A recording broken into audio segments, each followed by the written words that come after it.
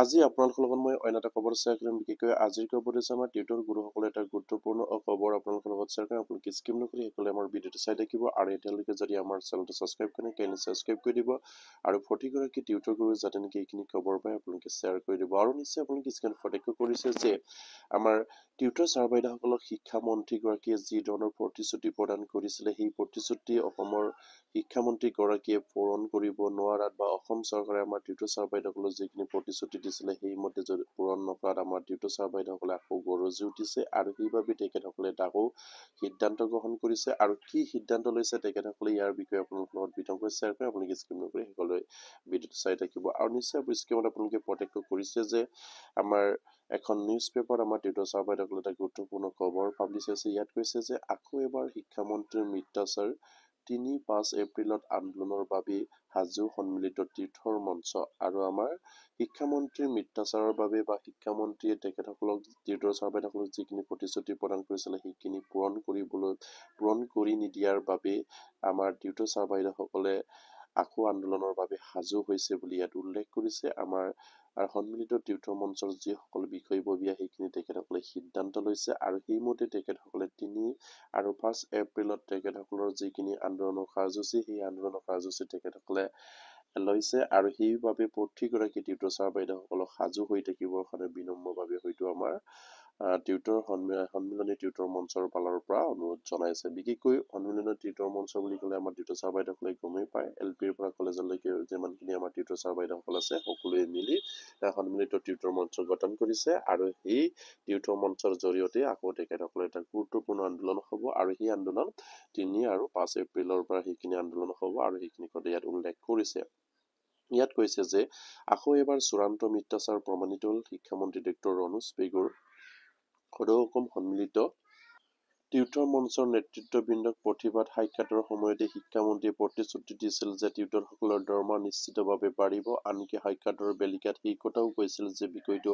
ৰাজহুৱা কৰিব নালাগে। যিহেতু টিউটৰ ছাৰ বাইদেউসকলক আমাৰ শিক্ষামন্ত্ৰীগৰাকীয়ে যি ধৰণৰ প্ৰতিশ্ৰুতি প্ৰদান কৰিছিলে বা আমাৰ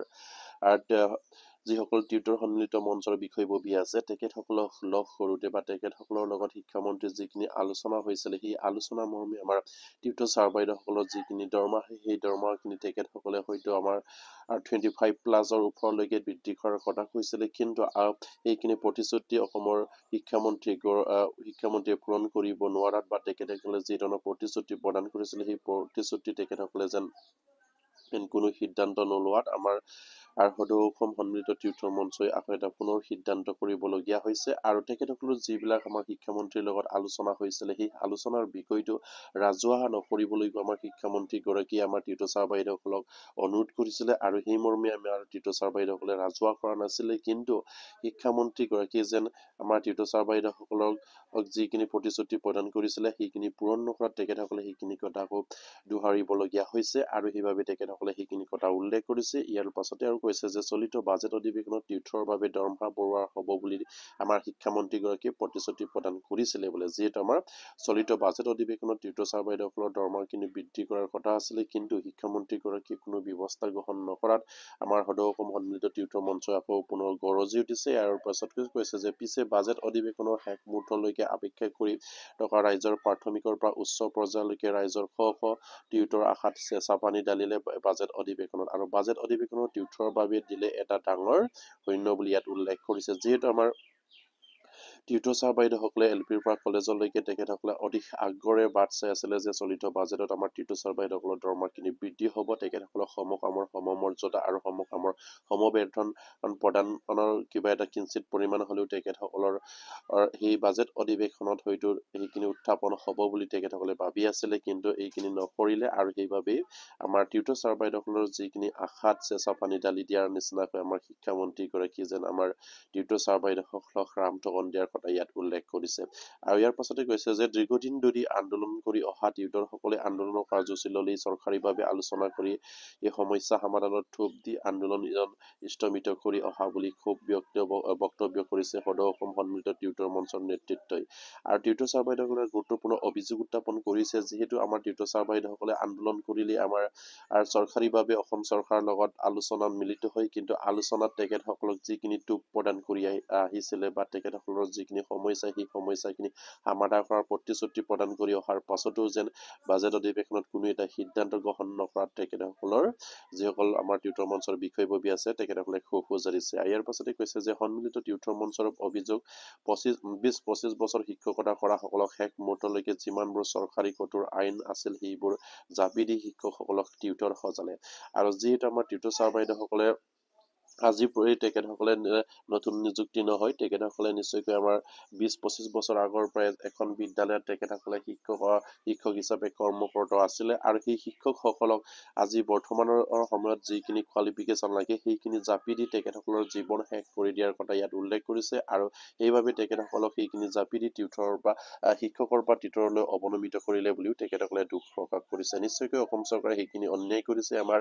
আৰু সেইসকল শিক্ষাগুৰুক যিসকল শিক্ষাগুৰুৱে আজি 20-25 বছৰ আগৰ পৰাই তেখেতসকলে শিক্ষকতা কৰি আহিছিলে আৰু তেখেতসকলক বৰ্তমানৰ যিখিনি শিক্ষক হিচাপে যিখিনি কোৱালিফিকেশ্যন লাগে সেইখিনি জাপি দি তেখেতসকলক টিউটৰ সজোৱাটো কেতিয়াও গ্ৰহণযোগ্য হোৱা নাই আৰু সেইবাবে তেখেতসকলে সেইখিনি খুব উজাৰি উল্লেখ কৰিছে। এই সকলোবিলাক সমাধানৰ পথ বিচাৰি তেখেতসকলে আকৌ আন্দোলনত নামিব। যিহেতু শিক্ষামন্ত্ৰীগৰাকীয়ে তেখেতসকলৰ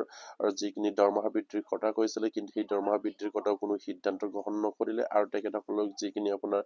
টিউটৰ বা টিচাৰ কৰাৰ যিখিনি প্ৰচেছ সেই প্ৰচেছখিনিও শিক্ষামন্ত্ৰীগৰাকীয়ে হয়তো আইন শিথিলতা কৰি তেখেতসকলৰ সমস্যা সমাধানৰ কথা কৈছিলে কিন্তু সেইখিনিও কৰা দেখিবলৈ পোৱা নাই আৰু সেইবাবে আমাৰ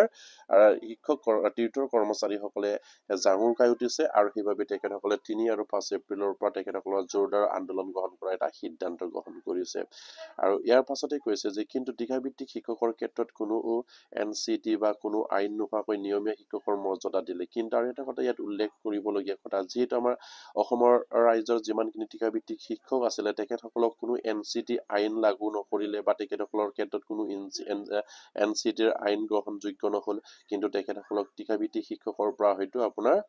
ৰেগুলাৰ শিক্ষকলৈ উন্নতিকৰণ কৰা হ'ল। কিন্তু টিউটৰ ছাৰ বাইদেউসকলৰ মাজত কিয় সেইখিনি বিষম সৃষ্টি কৰিছে বুলি আমাৰ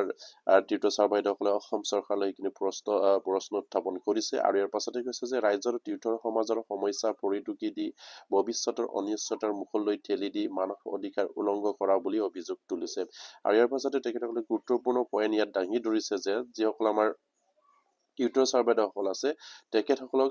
আপোনাৰ ৰাজ্যৰ টিউটৰৰ সমাজক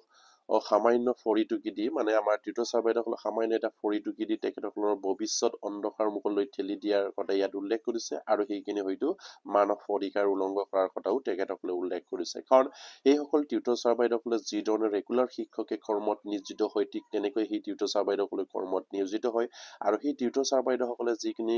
আপোনাৰ নিজৰ সেল্ফ বেচ স্কুল চলাইছে সেই সেল্ফ বেচ স্কুলবিলাকত বৰ্তমান যিখিনি গুণোৎসৱ অসম চৰকাৰে আপোনাৰ ফাটিছিলে সেই গুণোৎসৱত তেখেতসকলে A+ পাবলৈ সক্ষম হৈছে আৰু সেই সকলো দিশ চালি জাৰি তেখেতসকলৰ সমস্যাখিনি অসম চৰকাৰ নিশ্চয়কৈ সমাধান কৰিব লাগে। আৰু যিসকল টিউটৰ ছাৰ বাইদেউসকল যিখিনি স্কুলত জড়িত হৈ আছে সেই সকলোবিলাক স্কুলত হয়তো A+ পাবলৈ সক্ষম হৈছে আৰু সেইবিলাক কথাও অসম চৰকাৰে চিন্তা কৰিব লাগে। ইমানখিনি কাম কৰাৰ পাছতো সেই টিউটৰ ছাৰ বাইদেউসকলক যেন অসম চৰকাৰে সামান্য এটা ফৰিটুকি প্ৰদান কৰি তেখেতসকলৰ যিখিনি মৰ্যাদা সেই মৰ্যাদাৰ পৰা বঞ্চিত কৰি ৰাখিছে আৰু সেইবাবে আমাৰ টিউটৰ ছাৰ বাইদেউসকলে পুনৰ আকৌ আন্দোলন কৰাৰ সিদ্ধান্ত গ্ৰহণ কৰিছে। আৰু অসম চৰকাৰত বাৰম্বাৰকৈ অসম চৰকাৰৰ লগত আমাৰ সদৌ অসম সন্মিলিত টিউটৰ মঞ্চে আন্দোলন কৰিলেই তেখেতসকলৰ লগত আলোচনাত মিলিত হয় কিন্তু আলোচনাত যিখিনি মিলিত হৈ আলোচনাত যি ধৰণৰ প্ৰতিশ্ৰুতি প্ৰদান কৰে শিক্ষামন্ত্ৰীগৰাকীয়ে কিন্তু সেইমতে কোনো এটা কাম কৰা নাই আৰু ইয়াৰ বিপৰীতে হোৱা আমি দেখিবলৈ পাইছো। আৰু সেইবাবে টিউটৰ ছাৰ বাইদেউসকলে এতিয়া পুনৰ এটা আন্দোলন কৰাৰ এটা তেখেতসকলৰ সিদ্ধান্ত গ্ৰহণ কৰিছে। ইয়াৰ পাছত তেখেতসকলে অভিযোগ উত্থাপন কৰিছে যে চৰকাৰ তথা শিক্ষামন্ত্ৰী এনে মিত্ৰচাৰৰ বিৰুদ্ধে এইবাৰ তীব্ৰ আন্দোলন দিছপুৰ জোখাৰি তুলিবলৈ সাজু হৈছে সন্মিলিত টিউটৰ মঞ্চই। অহা 3-5 এপ্ৰিলৰ ভিতৰত সন্মিলিত টিউটৰ মঞ্চৰ আন্দোলনৰ ঘোষণাৰ কথা সদৰি কৰিছে। ইয়াৰ পাছত উল্লেখ কৰিছে যে আমাৰ টিউটৰ ছাৰ বাইদেউসকলে সেই সকলোবিলাক অভিযোগ বা তেখেতসকলৰ যিখিনি সমস্যা সেই সমস্যাখিনি সমাধানৰ পথ বিচাৰি তেখেতসকলে 3-4-5 এপ্ৰিলত তেখেতসকলৰ যিখিনি জোৰদাৰ আন্দোলনৰ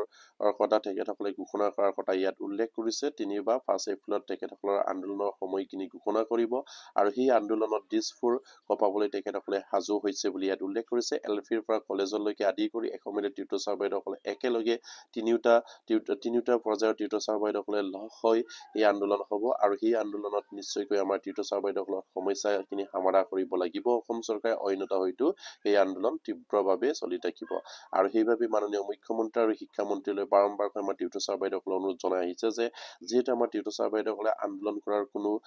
মনোভূকত নাই কিন্তু তেখেতসকলে যেন আমাৰ টিউটৰ ছাৰ বাইদেউসকলক আন্দোলন কৰিবলৈ বাধ্য কৰাইছে কাৰণ আমাৰ টিউটৰ ছাৰ বাইদেউসকলৰ যিখিনি সমস্যা সেই সমস্যাখিনি বাৰম্বাৰ আলোচনাত মিলিত হৈ আৰু সমাধান কৰাৰ প্ৰতিশ্ৰুতি প্ৰদান কৰে আৰু যিবিলাক আপোনাৰ হয়তো DLED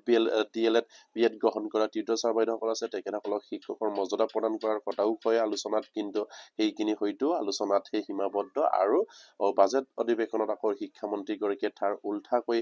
তেখেতসকলৰ ভাষণবিলাকত উল্লেখ হোৱাৰ বাবেই আমাৰ টিউটৰ ছাৰ বাইদেউসকলে জাঙুৰ খাই উঠিবলগীয়া হৈছে আৰু আন্দোলন কৰিবলগীয়া হৈছে আৰু সেইবাবে অসম চৰকাৰে সেই সকলোবিলাক সমস্যা এটা এটাকৈ সমাধান কৰিবলৈ অনুৰোধ জনাইছে আমাৰ টিউটৰ ছাৰ বাইদেউসকলে আৰু সেইখিনি সমস্যা সমাধান নকৰাৰ পৰ্যন্ত তেখেতসকলে জোৰদাৰ আন্দোলন কৰাৰ সিদ্ধান্ত গ্ৰহণ কৰিছে আৰু সেইকাৰণে প্ৰতিগৰাকী টিউটৰ ছাৰ বাইদেউসকলেও আকৌ আমাৰ সদৌ অসম সন্মিলিত টিউটৰ মঞ্চৰ বিষয়ববীয়া সাজু হৈ থাকিবৰ কাৰণে বিনম্ৰভাৱে অনুৰোধ জনাইছে অহা 3 আৰু 5 এপ্ৰিলৰ ভিতৰত আন্দোলনৰ সময় সীমা তেখেতসকলে সিদ্ধান্ত গ্ৰহণ কৰিব আৰু সেই আন্দোলন হয়তো দীৰ্ঘদিন আন্দোলন হৈ থাকিব পাৰে আৰু সেইবাবে আমাৰ প্ৰতিগৰাকী টিউটৰ ছাৰ বাইদেউসকলক এলফিৰ পৰা কলেজলৈকে আৰু একেমতে টিউটৰ ছাৰ বাইদেউসকলৰ যিমানখিনি আছে সকলো সাজু হৈ থাকিবৰ কাৰণে আমাৰ বিষয়ববীয়াই অনুৰোধ জনাইছে আৰু প্ৰতিগৰাকী টিউটৰ ছাৰ যাতে নেকি এইখিনি খবৰ পাই আপোনালোকে শ্বেয়াৰ কৰি দিব আৰু এতিয়ালৈকে যদি আমাৰ চেনেলটো ছাবস্ক্ৰাইব কৰে কাইণ্ডলি ছাবস্ক্ৰাইব কৰি দিব নমস্কাৰ জয় আইকন